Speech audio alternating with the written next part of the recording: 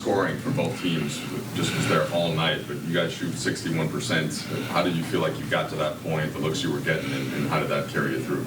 I think the biggest thing in our pick and rolls, middle, side, angle,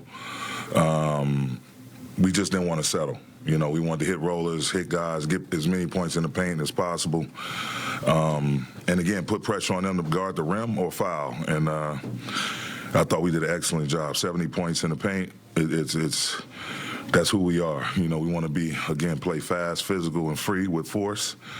And that's actually, you know, a representation of our physicality. And, you know, at the end of the day, 33 free throw attempts as well. But guys just not selling, attacking, and staying in a constant attack mode and spraying it out, you know, when you can't, when things aren't there, you draw a crowd. You guys have been playing well as of late, but to be able to combine that with playing well down the stretch of a game, what does that show about a team and where they're at confidence-wise? Again, trending in the right direction, learning from our mistakes. You know, a couple months back, you know, we'd have lost a game like this. And back then, you know, sitting here with you guys post-game, during the post-game pressers, just telling you guys, as much as it hurt, we need to go through this process. We need to learn. You know, it's trial by fire. So I think just all those experiences is causing us to be more conscious on offense, not just throwing away possessions late in the game, being deliberate, knowing who we want the ball to go to, knowing what actions we want to get into, know what combination of players we want involved in the actions, and the same defensively, you know, really digging into our matchups and switching them up at times to try to create some indecision by the opponent. But at the end of the day, like everything we've gone through up to this point this season, I think has been a huge education for us to trend in the right direction here currently. Darvin, hard to put you on the spot here, but I mean, you get that match performance from Dennis, you get LeBron doing what LeBron did, Russ doing what he did, Thomas doing what he did. Is there one of those that stands out to you between those four? And is it? I mean, everybody had their moments during the game. You know, Dennis had his moments, Russ had his moments, Bron had his moments, Thomas, you know, those free throw line jumpers, it's almost like he could make them blindfold. Him on offensive glass, defensive glass, him guarding, and that's a hell of a task to try to stop Donis. And so it's just everybody, man, a whole group effort. I mean, when you play hard, you play smart, you play together.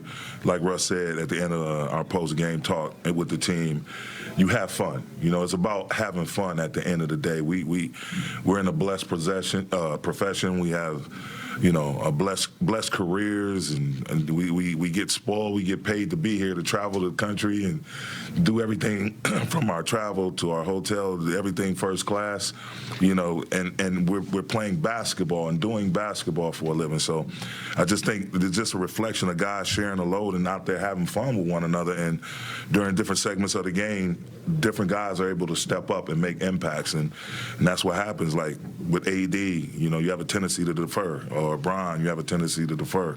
But, you know, Thomas, as you mentioned, Russ, Dennis, everybody stepping up. K-Nunn last night, you know, everyone is stepping up and trying to hold their part of the rope and all pull in the same direction. When LeBron said what he said in Miami about losing and that not being in his DNA and not being good, like that can cut a couple different ways for a team. You guys haven't lost since. Is there any correlation, do you think, to the way guys have responded to that loss in Miami and their leader kind of talking that way after the game?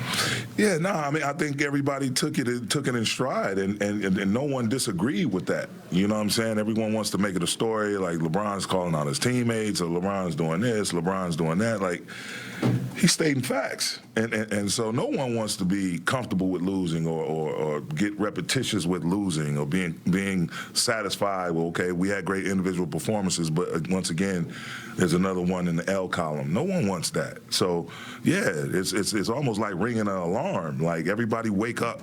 It's wake up. It's time to get over ourselves, buckle down, and compete as a unit on both sides of the ball and do what it takes, man for man, hold ourselves accountable for the group. not for ourselves, but for the group. And, we've, again, been trending in the right direction ever since. And guys, you see guys, their competitive juices and how they sustain their competitiveness throughout the 48-minute game, it's paying dividends. And I think that had a lot to do with it. Him just, like I said, not calling anybody out, but ringing an alarm. Like, we need to be way more competitive than what we are at this current moment. And we've been that these last 5 games.